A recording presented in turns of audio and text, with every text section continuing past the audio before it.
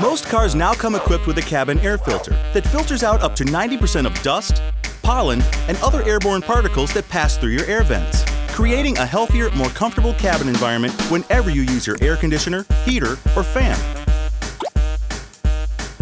Fact is, just like your home's furnace air filter, over time, dust and dirt build up, which prevents it from doing its job efficiently.